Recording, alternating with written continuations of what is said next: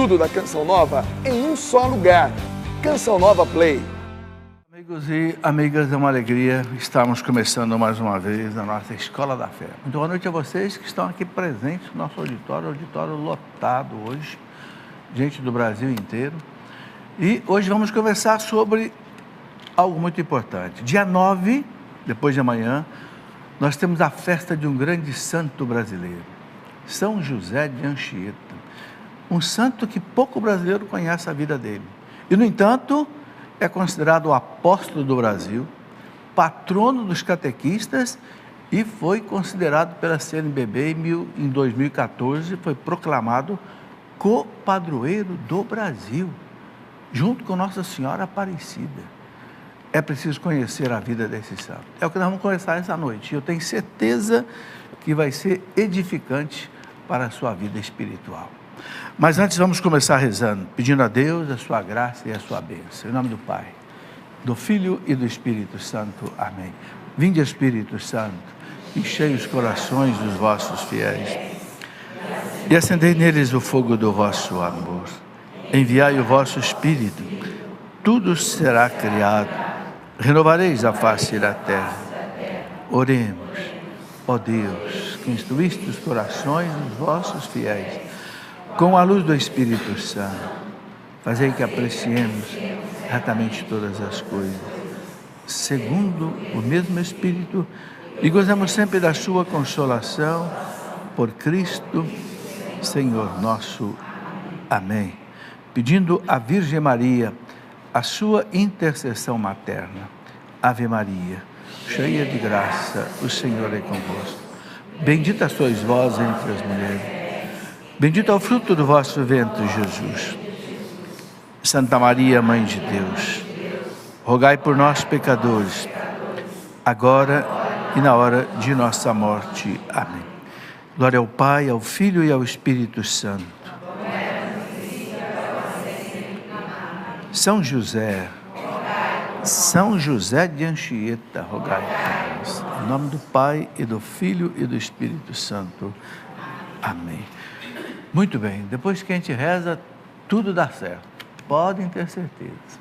Rezou, entregou para Deus, dá tudo certo. Às vezes a gente faz as coisas erradas porque a gente não reza. Jesus disse bem claro, sem mim nada podeis fazer. João 15:5. A primeira lição da Escola da Fé é essa, rezar, antes de fazer alguma coisa. Muito bem, quero saudar vocês que estão aqui, quero dizer pelo menos o nome da cidade de vocês. Nosso auditório está com muita gente que certamente já vieram para o acampamento do final de semana, Fé e Milagres, com o Tanusco, Roberto Tanusco, com Márcio Mendes, também aí, todo esse povo envolvido nisso. Carmo do Paranaíba, Minas Gerais. Quem que é de Carmo do Paraná? Está ali, um casal. Sejam bem-vindos. Campo Alegre, Santa Catarina. Agudos do Sul, Paraná.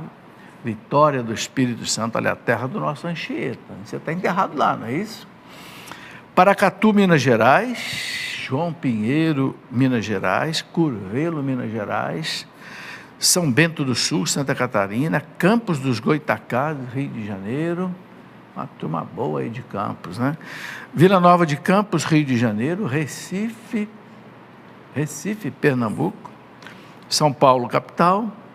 E Unai, Minas Gerais. Sejam bem-vindos. Se alguma cidade não apareceu, depois é só dar o nome ali para a Gabriele, que no intervalo, depois do intervalo a gente fala. Muito bem, antes de começar a nossa conversa hoje, eu quero lembrar que todos os slides que eu vou passar aqui, você pode acompanhar depois com calma no facebook.com/Escola da Fé.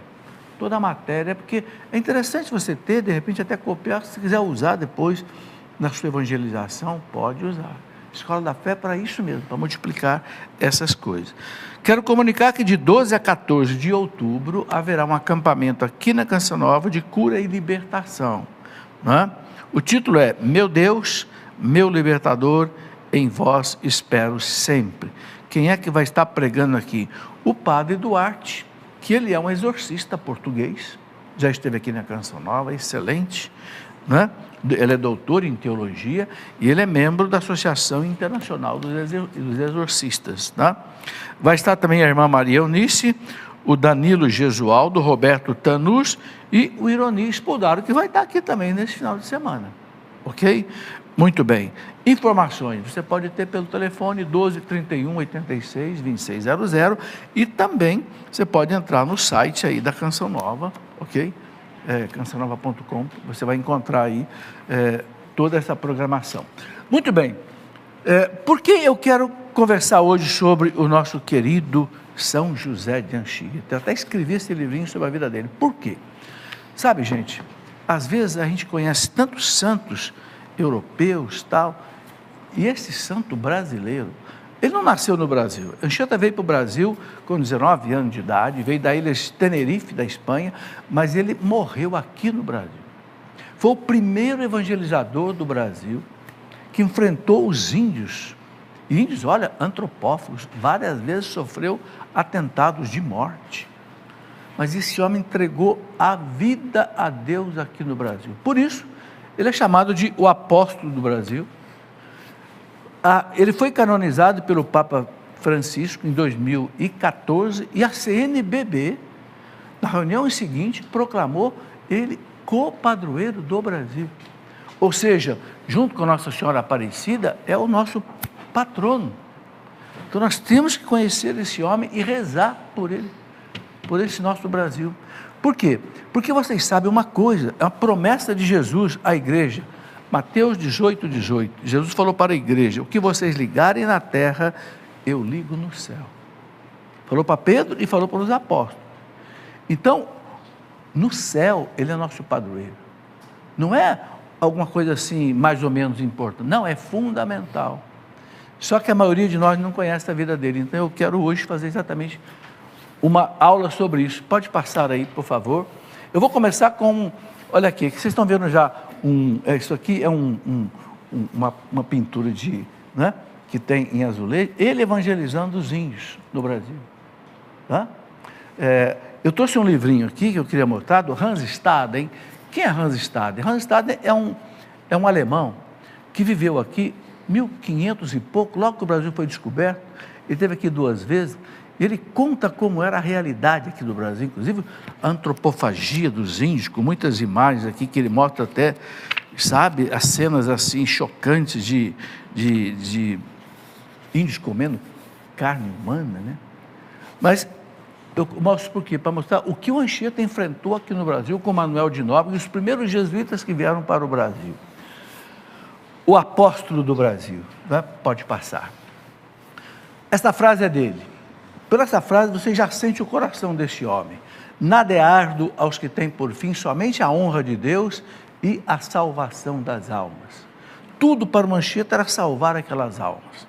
Ele atravessava florestas a pé no meio do mato, aquele tempo que tinha, para batizar um índiozinho que estava morrendo, ou um índio que ia morrer, para salvar almas. Impressionante. Sabe? É claro que aqui nesse programa eu vou poder mostrar pouca coisa, mas aqui nesse livro eu mostro com detalhe. Bastante detalhe. Muito bem, pode passar.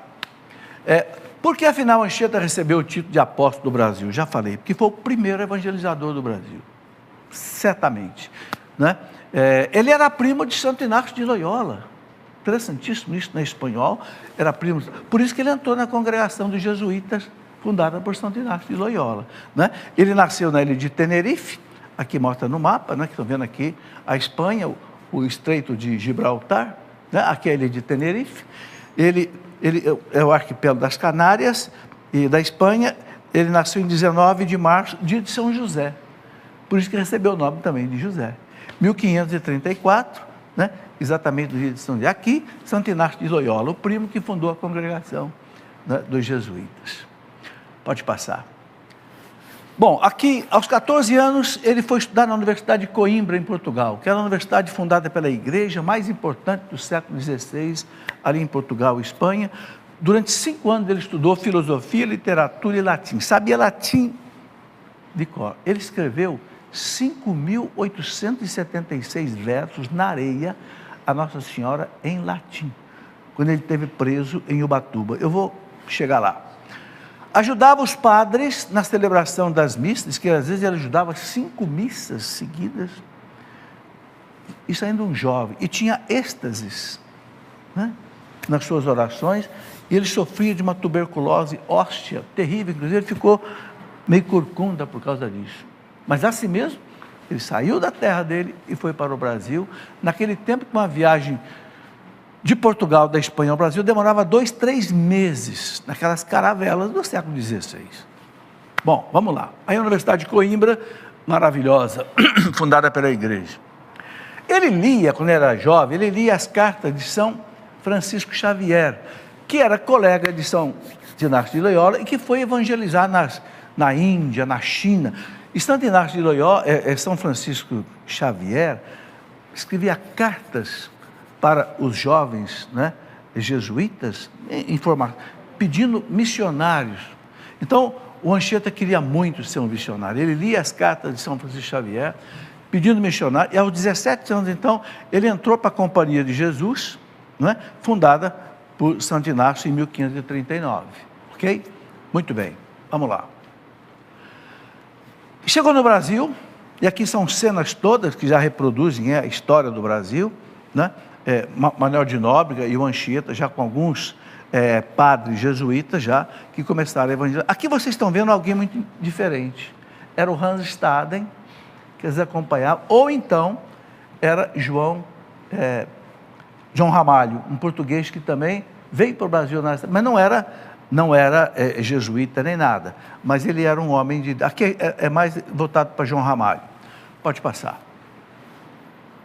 Bom, ele encontrou aqui índios selvagens, canibais, ele correu o risco de vida muitas vezes. Vocês estão vendo uma cena aqui difícil, um churrasco de carne humana. Onde é que está esse desenho, desse livro aqui, do Hans Staden? Não é narrado pela igreja, é um alemão que esteve aqui no Brasil nessa época, foi preso dos Tamoios durante 9 meses. Essa cena está narrada aqui nos livros do Hans Staden, ok? Eu estou colocando para mostrar o quê? O que esses primeiros jesuítas chegaram, enfrentaram, né? Bom, ele chegou em Salvador da Bahia em 1553, aos 19 anos, era ainda seminarista, e veio na armada do segundo governador do Brasil, Duarte da Costa, né? Na época da colonização do Brasil, com mais 6 companheiros. Aqui vocês estão vendo as caravelas que chegavam aqui ao Brasil. Vamos lá. Bom, interessante essa recomendação do rei da época de Portugal, Dom João III, a Tomé de Souza, que foi governador do Brasil, no regimento que ele entregou em 1548. Por que eu estou colocando isso aqui? Para mostrar como os reis de Portugal eram católicos, fervorosos e tinham a preocupação de evangelização dos índios. Olha a recomendação do rei Dom João III a Tomé de Souza. Olha, está aqui a fonte da documentação. A principal causa que me moveu a mandar povoar as ditas terras do Brasil foi para que a gente delas se convertesse à nossa fé católica. Olha a preocupação de Dom Emanuel, Dom João II, Dom João III, era evangelizar os índios. Estou colocando isso aqui porque muita gente pensa que os portugueses só vieram aqui para levar o ouro, é verdade, sim, houve muitos exploradores que chegaram aqui, tanto espanhóis quanto portugueses, mas a gente vê na primeira carta de Pero Vaz Caminha, o que Pero Vaz Caminha dizendo para Dom Emanuel? Majestade, nessa terra tudo se plantando dá, mas a coisa mais bela é as almas desse povo que evangelizados podem abraçar a nossa fé. Está na carta de Pero Vaz Caminha, né? Quem já estudou história sabe disso. Muito bem, isso aí é só um detalhe. Aqui mais cenas ainda de antropofagia, né? Eu coloco só esse dado aqui, o cônego José Geraldo Vidigal, que é de Mariana, no Espírito Santo, ele escreveu um livro que ele chamou de A Evangelização do Brasil. E ele fala nesse livro como é que eram os índios. Mas, na verdade, é a mesma coisa que o Hans Staden conta. Ele fala que os índios viviam muita antropofagia. Os índios, quando 2 tribos brigavam, a tribo que vencia a outra comia a carne dos vencidos. Por quê? Porque eles acreditavam que adquiriam as virtudes, as forças, a coragem daqueles que tinham vencido. Era uma cultura deles, ok? Muitas superstições desumanas, às vezes enterravam crianças. Aliás, ainda hoje, né? Eu vi uma nota no índio do Mato Grosso, esse dia que uma mãe que enterrou um índiozinho vivo, era da cultura dos índios, quando nascia gêmeos, por exemplo, ou então quando enterrava vivo. Eram superstições terríveis. A poligamia, tinham várias mulheres, depois troca de mulheres também que acontecia, lutas intestinas entre as tribos, né, onde eles matavam isso aqui o Hans Staden conta, né, e comiam os seus inimigos. Pode passar. Isso aí só para mostrar a realidade que esses homens enfrentaram aqui no Brasil. Bom, mas o Anchieta, ele usava as pregações, os poemas, os cantos, a música, peças teatrais, para transmitir a evangelização aos índios. E ele conseguia fazer isso. Para isso, ele estudou a língua tupi-guarani em 6 meses. Ele era muito inteligente, muito iluminado. Estudou e aprendeu a língua tupi, escreveu a primeira gramática da língua tupi-guarani e o primeiro catecismo na língua tupi-guarani, que vocês estão vendo aqui, ó, uma amostra, né, que nós colocamos aí. Aqui o catecismo na língua tupi-guarani e aqui a primeira gramática, né, arte de gramática da língua mais usada na costa do Brasil, de 1595. O Anchieta morreu em 1597. Então, esse homem foi realmente um desbravador do Brasil. Vamos lá. Bem, em 1566, ele foi nomeado superior da congregação em São Vicente, esteve com o visitador jesuíta no Brasil, o padre Inácio de Azevedo, que foi martirizado. O padre Inácio de Azevedo, a igreja celebra uma festa litúrgica dele, do martírio dele. Ele, né, morreu mártir com 39 companheiros, quando eles vinham vindo para o Brasil e foram atacados por corsários calvinistas franceses, em 1574, quando vinham para o Brasil.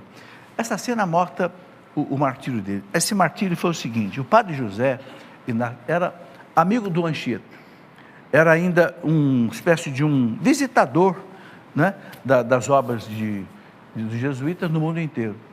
E ele esteve no Brasil e percebeu a necessidade urgente de muitos evangelizadores. Voltou para a Espanha e Portugal e vinha vindo da Espanha e Portugal com 39 missionários. Foram atacados por corsários franceses, calvinistas, e foram todos mortos no mar.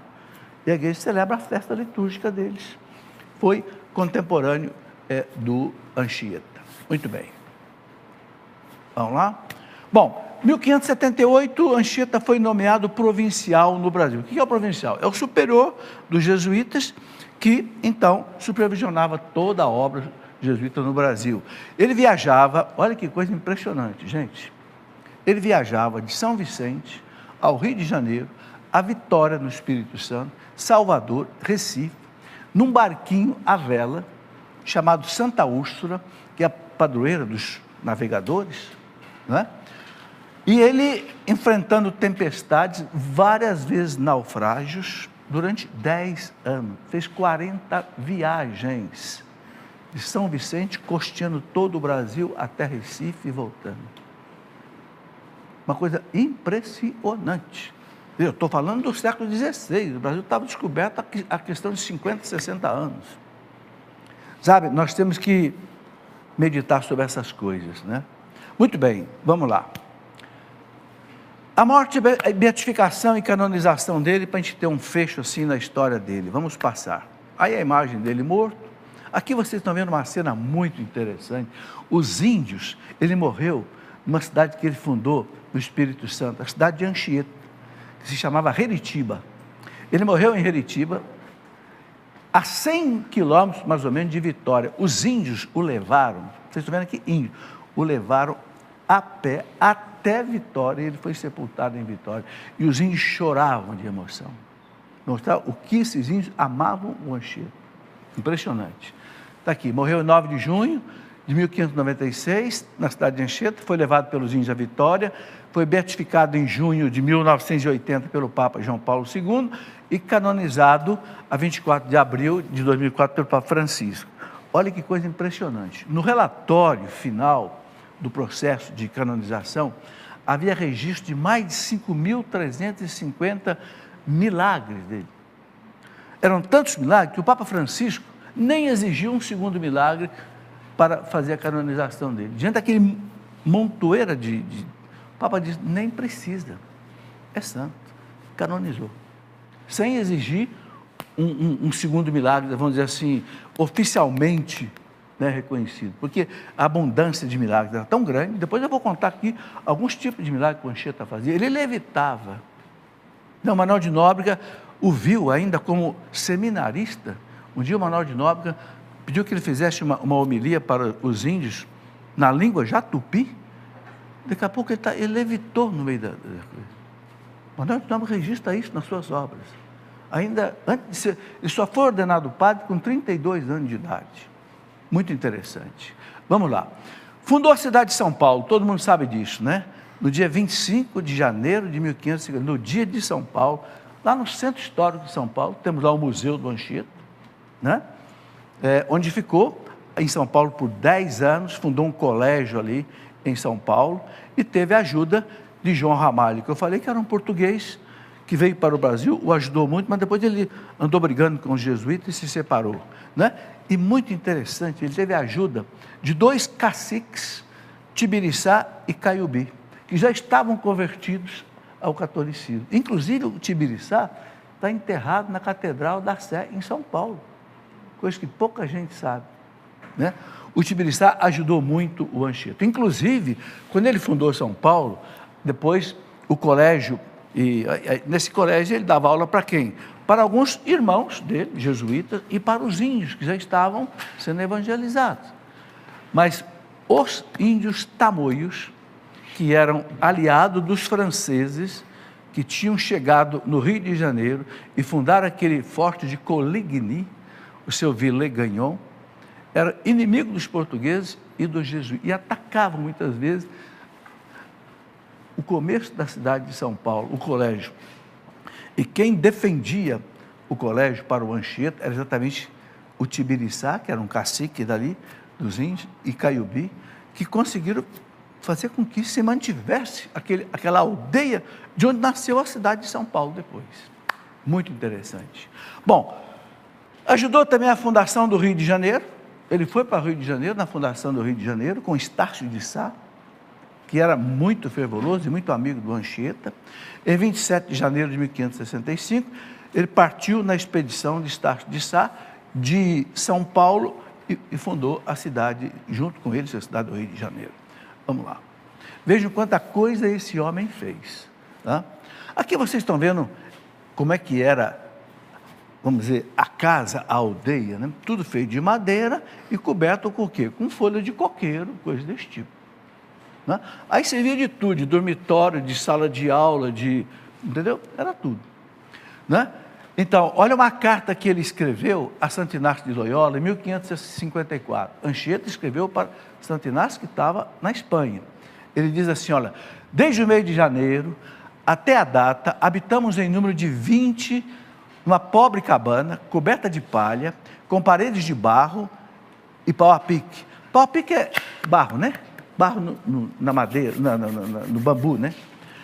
Tendo 10 passos de comprimento e 10 de largura. Mas apesar de tudo isso, a paz e alegria de nossos corações é tal que nenhuma inveja temos das grandes e cômodas casas onde assistem nossos queridos irmãos na Europa. É o livro do Ramos, sobre Anchieta, na página 36. Aí, a mesma cabana servia de escola, enfermaria, dormitório, despensa, refeitório e cozinha. Era tudo ali, 10 por 10 passos de comprimento. Vejam, gente, sabe, essa é a nossa tradição, essa é a nossa história, esse é o começo do nosso Brasil. E tem muita gente que não conhece o Anchieta. Se você quiser entender o que esse homem passou, leia o livro do Hans Staden, que não era jesuíta nem nada, era um alemão que por aventura veio para cá, ficou preso 9 meses pelos tamoios e que conta como era a vida aqui, não é brincadeira. Bom, vamos lá, pode passar. Em 1569 ele fundou a povoação de Heritiba, que é a atual Anchieta, no Espírito Santo. E no Colégio dos Jesuítas, no Rio de Janeiro, ele esteve durante 3 anos, de 1570 a 1573. Ok? Agora, pensam bem, gente, esse homem viajava num barquinho, a vela, saía de São Vicente, batia em Recife. Meu Jesus amado. Hoje, com barcos, tudo, a gente tem receio dessas coisas, costeando o litoral fazia isso. Bom, Anchieta fundou ainda as aldeias, olha que interessante, Nossa Senhora da Conceição dos Pinheiros, a cidade hoje de Carapicuíba, foi fundada por ele. Ele criou uma aldeia ali. São Miguel Paulista, em São Paulo, fundou. Nossa Senhora da Conceição de Guarulhos, cidade de Guarulhos. Nossa Senhora da Conceição de Barueri, aqui em São Paulo. Além de Santana do Parnaíba, Itu e Sorocaba. Porque ele andava por todo o estado de São Paulo evangelizando. E, gente, naquela época que não tinha estrada, era tudo picada no meio da selva. E ele só andava descalço. Uma batina coberta até os pés e só andava descalço. Fazia penitência, passava noites em oração. Né? Uma coisa assim, de santo. Né? Bom, pode passar.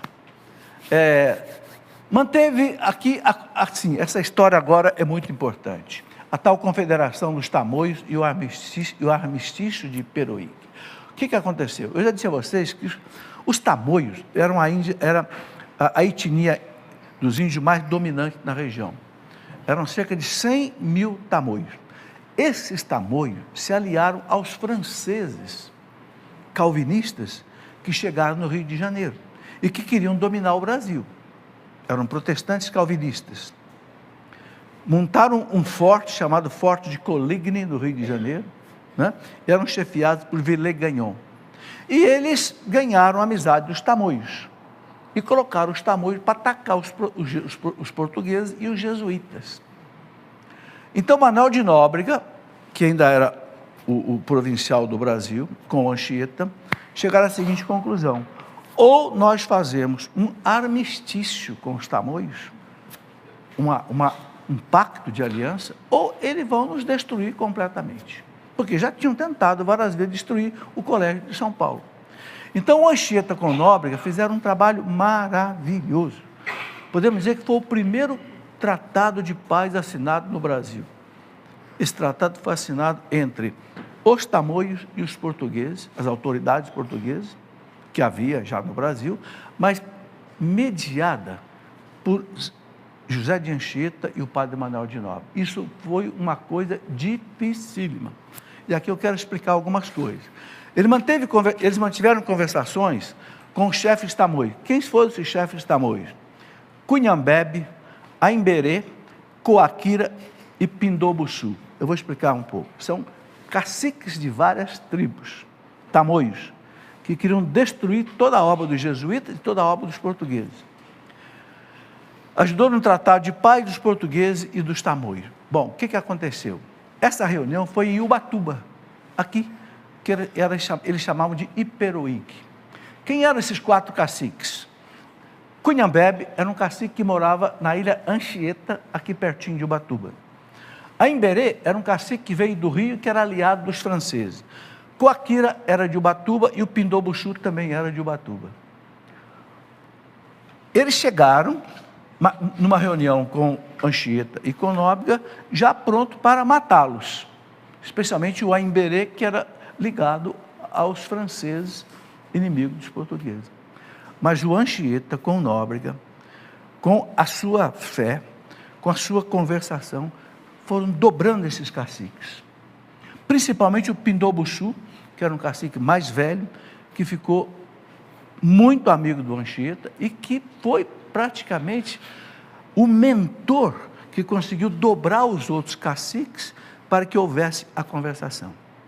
No meio dessas conversações aconteceu algo importantíssimo. Os caciques quiseram ir para São Vicente, estavam reunidos em Ubatuba, quiseram ir para São Vicente para conversar com as autoridades portuguesas.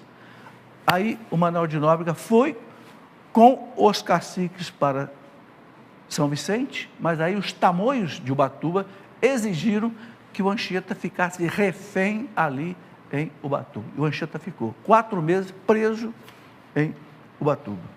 Foi quando ele escreveu na areia, todo mundo já ouviu falar disso, os versos que o Anchieta escrevia na areia. Por quê? Porque ele estava preso ele tinha 2 problemas terríveis. Primeiro, a ameaça de morte que ele sofria toda hora. Tá? E por graça de Deus, ele não foi morto. Segundo, ele sofria muito assédio sexual das índias. Era um rapaz novo ainda, e as índias andavam nuas. Inclusive, um dia, no livro aí eu conto, eu li 4 livros para escrever. Um dia ele estava rezando, uma índia chegou nele para seduzi-lo, porque os índios tinham o seguinte costume, era a cultura deles. Quando chegava alguém de fora, eles ofereciam as filhas, as esposas, para dormir com o visitante, era costume. Então achavam que isso era normal. E um dia ele estava rezando, uma índia chegou perto dele para seduzi-lo, e ele não saiu da concentração dele.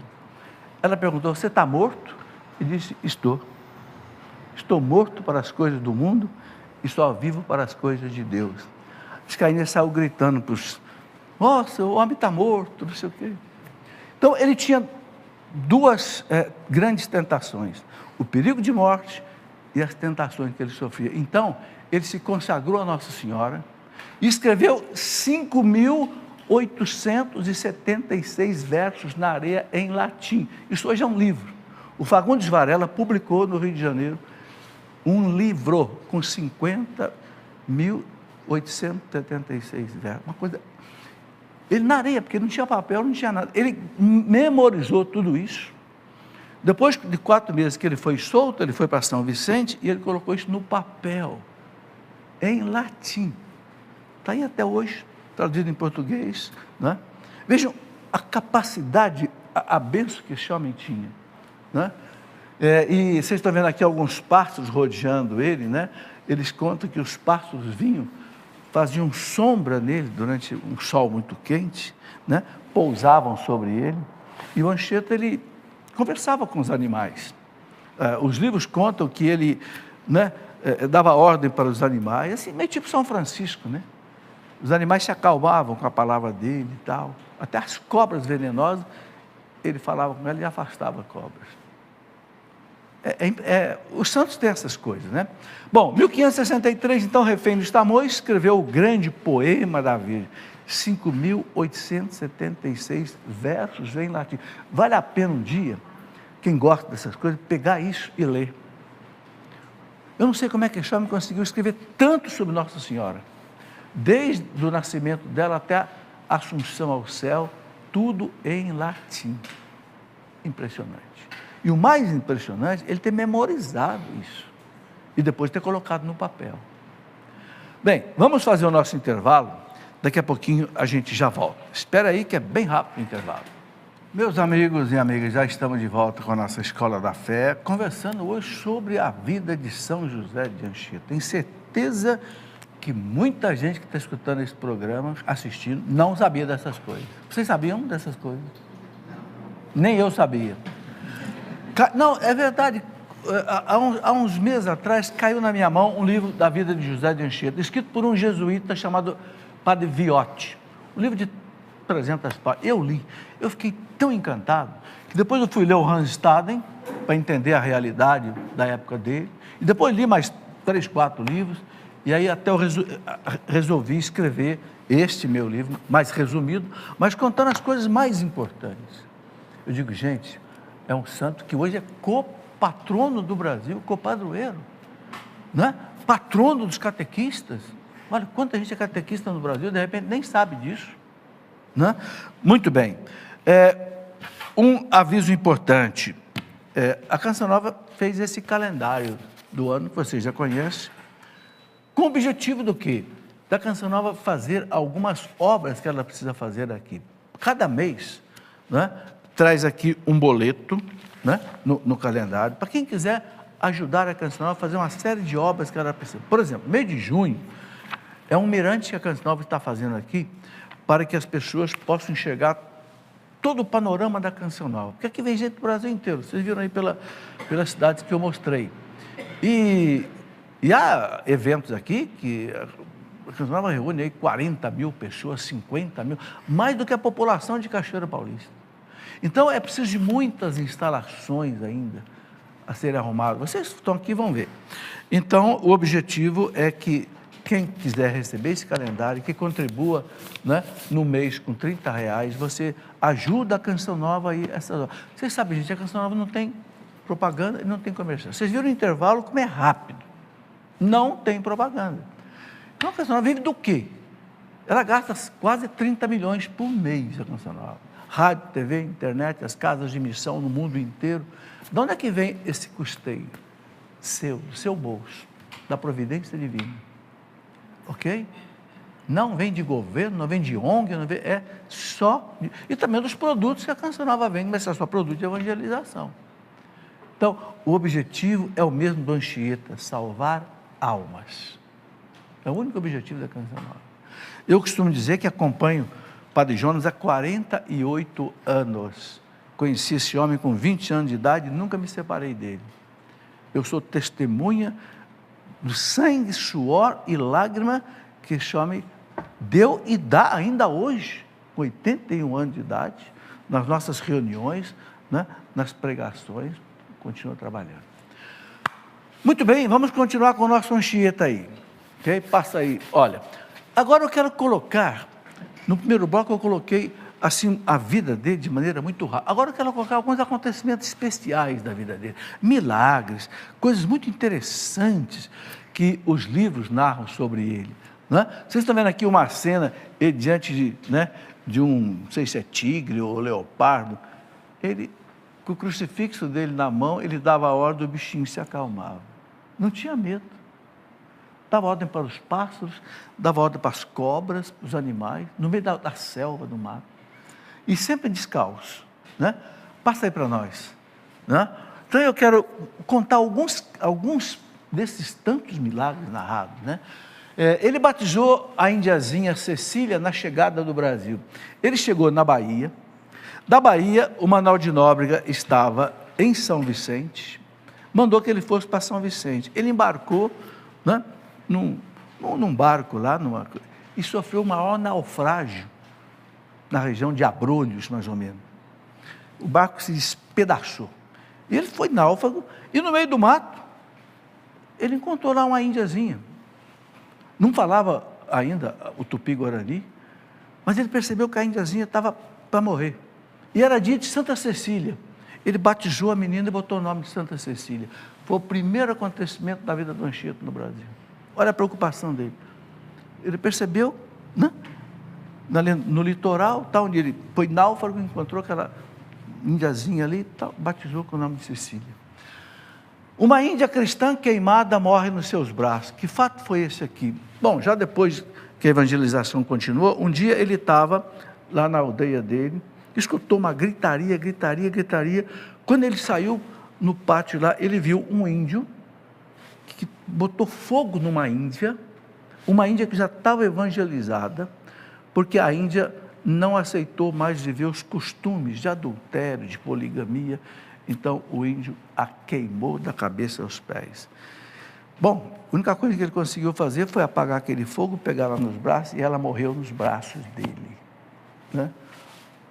Esses fatos estão narrados todos pelo biógrafo dele, que era um jesuíta do seu tempo. Esses fatos todos não são lendas, não. No livro do Padre Viotti, ele coloca que são fatos narrados por testemunhas que viveram aqui com ele, né? Esse fato aqui foi muito interessante. A ameaça de morte do índio Paranaguaçu, filho do Pindobuçu. Vou contar essa história que é muito interessante. Quando Anchieta estava em Ubatuba, com Manuel de Nóbrega, naquela conversação com os tamoios, da Confederação dos Tamoios, tentando aquele armistício entre os portugueses e os índios. Um dia, Manuel de Nóbrega e Anchieta estavam caminhando na praia. Daqui a pouco eles perceberam um barco de índio. Os índios tinham um barco feito da madeira jatobá, mas eram barcos grandes que cabia até 30 índios dentro. E um barco veio numa velocidade, eles remando com muita velocidade, e o Anchieta e o Nóbrega perceberam que eles vinham para matá-los. E eles começaram a correr. Só que o Nóbrega já era mais velho, estava doente. Bom, eu sei que tiveram que correr muito. O Anchieta precisou colocar o Nóbrega nas costas. Tiveram que atravessar um rio, em Ubatuba, para fugir dessa perseguição. O Nóbrega caiu dentro d'água. Com muito custo, o Anchieta tirou o Nóbrega E eles correram para a aldeia do Pindobuçu, que já era amigo do Anchieta. Só que quem vinha chegando era um filho do Pindobuçu, chamado Paranaguaçu, que vinha para matar Anchieta. Por quê? Porque era aliado dos franceses calvinistas do Rio de Janeiro. Bem, com muito custo eles chegaram até a aldeia do Pindobuçu, só que o Pindobuçu não estava. Era a defesa deles, o Pindobuçu tinha saído. Bom, eles chegaram, e esses inimigos chegaram. E esse Paraguaçu levantou o tacape para matar o Anchieta. Eles matavam os prisioneiros como? Batia com o tacape na parte de trás da cabeça, estourava o crânio da pessoa e matava com o tacape, não é aquela arma de guerra deles. Quando o Paranaguaçu levantou o tacape para matar o Anchieta olhou para ele e o tacape caiu da mão dele. E o Paranaguaçu disse: esse ninguém mata, porque Tupã não deixa. O que é Tupã? Era o deus dos índios. E disse: esse ninguém mata, esse ninguém consegue, porque ele, um milagre, sentiu, isso está narrado nos livros dele, né? Esse outro lance que eu já contei é diante daquela índia em Ubatuba, né, que queria seduzi-lo. Você está morto? Estou morto para as paixões terrenas, porque eu vivo só para servir a Deus.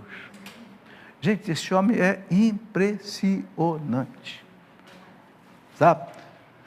O padre Armando Cardoso, que era um jesuíta do tempo dele, contemporâneo, escreveu que Anchieta, que não tivera medo do bárbaro, teve medo do bárbaro dentro de si, ou seja, teve medo da tentação da Índia. Ele que não tinha medo de nada, por isso ele foi escrever os versos na areia para Nossa Senhora, para pedir a Nossa Senhora. Gente, quem é homem sabe disso, o que é uma tentação de uma mulher.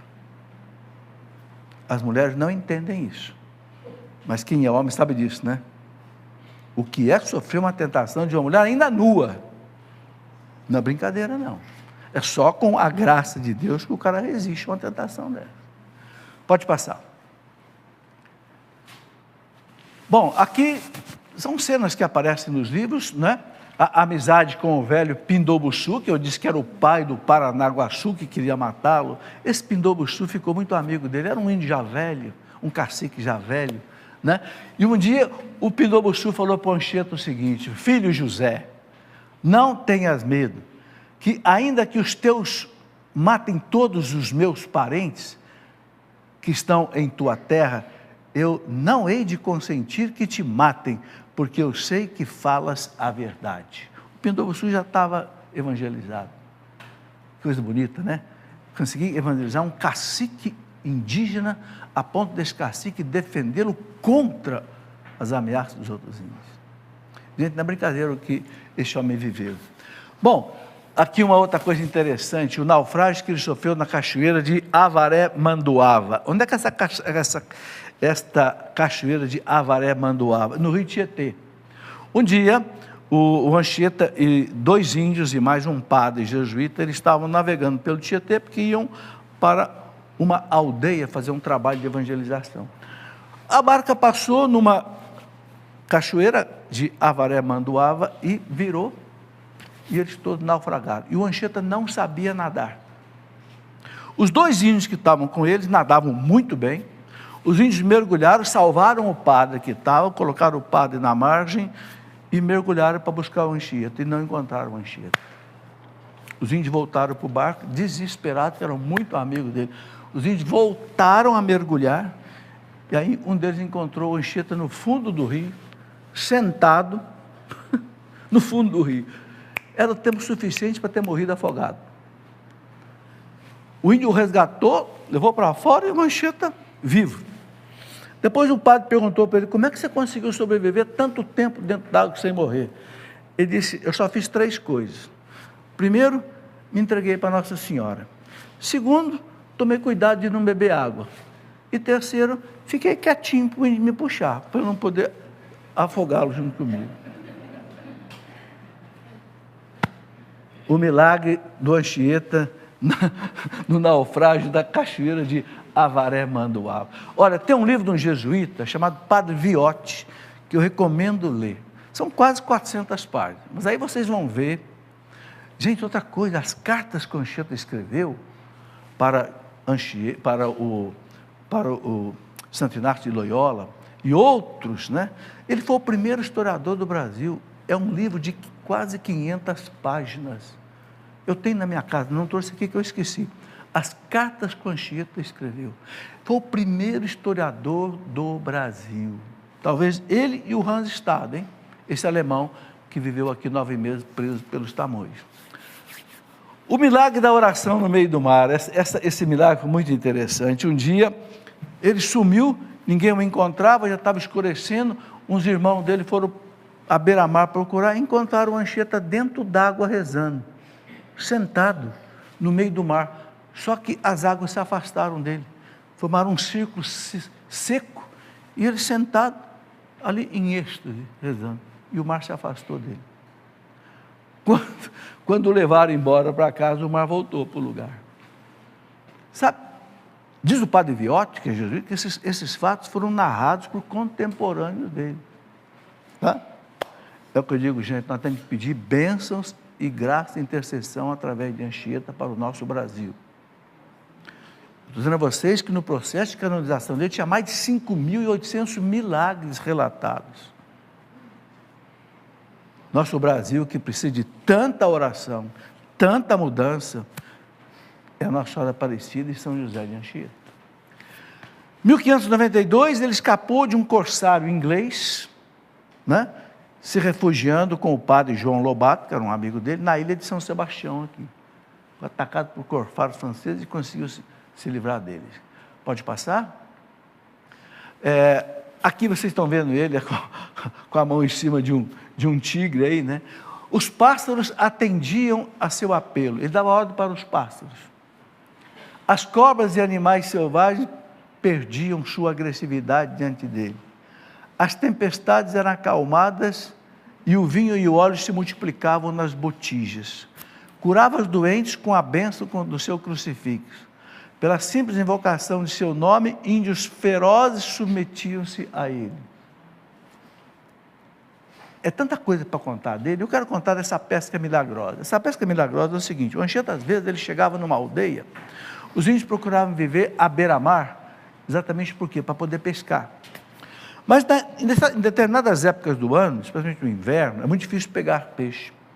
E ele chegou várias vezes numa aldeia em que os índios estavam passando quase que fome. E eles diziam: vão pescar. Não, mas não dá para pegar peixe. Que peixe vocês querem? Ah, queremos peixe assim. Vai naquele lugar lá, ó, joga as redes lá, ali vocês vão pegar peixe. Os índios iam lá e enchiam a barca de peixe. Isso muitas vezes aconteceu, essas pescas milagrosas que ele fazia. Um temporal adiado. Um dia ele fazia muita peça de teatro para os índios. Ele entendeu que na psicologia do índio, o índio gostava muito de, tipo assim, encenação. Ele fazia muita peça de teatro, mas tudo em cima do Evangelho. Um dia, ele montou uma grande encenação, os índios das aldeias vieram, né? E aí ameaçou um tremendo no temporal, o temporal estava para desabar em cima deles, e os índios começaram a querer ir embora. Eles não vão embora. Não vão, porque não vai cair uma gota de chuva enquanto eu não acabar toda essa encenação. Podem ficar. Os índios ficaram. Quando acabou tudo, os índios foram embora, despejou o temporal. E assim, a gente pode contar coisas desse homem que não acaba mais. Passa mais um aí.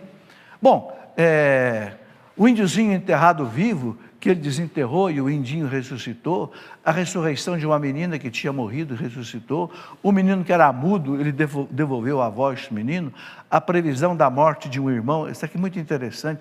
Teve um irmão jesuíta dele que estava fixando o sino na igreja não sei, do Rio de Janeiro ou na Bahia. Ele falou: irmão, faça muito bem esse serviço aí, porque a primeira vez que esse sino tocar vai ser para o seu enterro. Uma semana depois o rapaz morreu e o sino tocou. Quer dizer, ele tinha a cura de um índiozinho anão que ficou curado, etc. Eu quero só concluir lendo, tem um minutinho aí? Eu quero ler só o que o Papa João Paulo II falou do Anchieta na beatificação dele. Eu coloquei aqui na página 168. Terá vindo o padre Anchieta como um soldado ao Brasil em busca de glória? Um conquistador em busca de terras? Ou um comerciante em busca de bons negócios e dinheiro? Não. Veio como missionário para anunciar Jesus Cristo, para difundir o Evangelho. Veio com o único objetivo de conduzir os homens a Cristo, transmitindo-lhes a vida de seus filhos de Deus, destinados à vida eterna. Veio sem exigir nada para si, pelo contrário, disposto a dar a vida por eles. Uma vez missionário, José de Anchieta viveu o espírito do apóstolo São Paulo, que em suas epístolas falava das peripécias, dificuldades e perigos enfrentados por carregar no coração, como preocupação de todos os dias, a solicitude por todas as igrejas. E aí, é um longo discurso do Papa João Paulo II, maravilhoso, mostrando a beleza do Anchieta. Tem a palavra do Papa Francisco? Não sei se ainda tem aqui.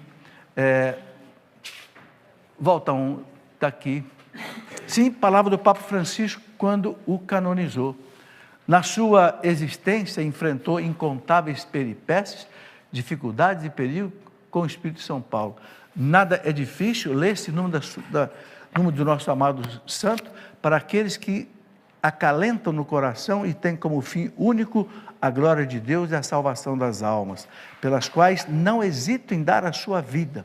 O segredo deste homem era a fé, alicerçada no Senhor Jesus, com quem se encontrava e a quem se unia na Eucaristia. Isto era possível porque se entregara a Nossa Senhora, deixando-a tomar conta dele, enquanto ele nutria um terníssimo amor por ela. Que beleza. Tá aí, gente, rapidamente, uma aula sobre José de Anchieta.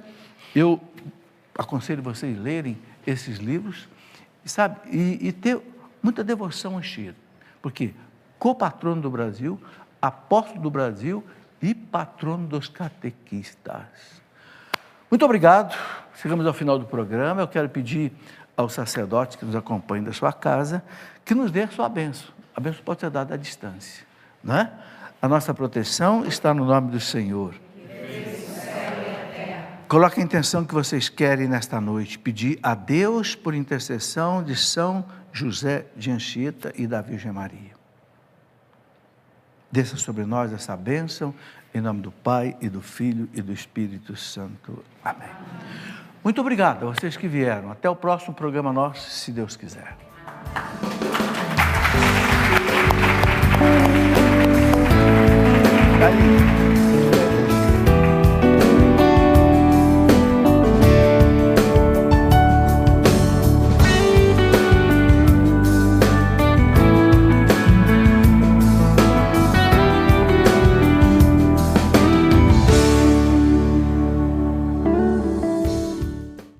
Tudo da Canção Nova em um só lugar.